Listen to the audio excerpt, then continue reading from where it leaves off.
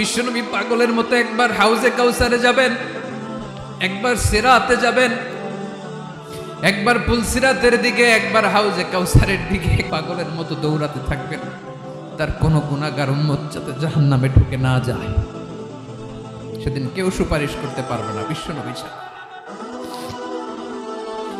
এজন্য 5 নম্বর আল্লাহ বললেন, মান যাল্লাযী ইয়াশফাউ ইনদাহু ইল্লা বিইযনিহি। কার সাহস আছে, কার এত বড় বুকের পাটা কিয়ামতের কঠিন দিন আল্লাহর সামনে দাঁড়িয়ে সুপারিশ করবে? কারো ক্ষমতা নেই, কারো ক্ষমতা নাই। বিশ্বনবী সেদিন সিজদায় পড়ে উম্মতের জন্য কাঁদবেন, সবাই কাঁদবে, নফসি নফসি, আল্লাহ আমারে বাঁচাও, আল্লাহ আমারে বাঁচাও। বিশ্বনবী বলবেন, উম্মতি উম্মতি।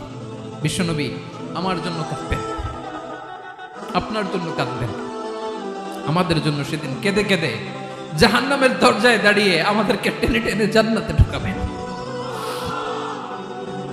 এজন্য এই বিশ্বনবীর ভালোবাসা যেন আমাদের হৃদয়ে ভরপুর থাকে। আমার ভাইয়েরা, প্রতি শুক্রবার বিশ্বনবীর উপরে বেশি বেশি যেন আমরা দুরূদ পড়ি। আমরা যখন বিশ্বনবীর সালাম দেই, দুরূদ পড়ি, একদল স্পেশাল ফেরেশতা আছে যারা বিশ্বনবীর দুরূদটা নিয়ে সরাসরি বিশ্বনবীর রওজায় যায়, যে বলে অমুকের বেটা অমুক আপনারে সালাম দিয়েছে। বিশ্বনবী নিজ কবরের থেকে নিজেই সালামের উত্তর দেয়।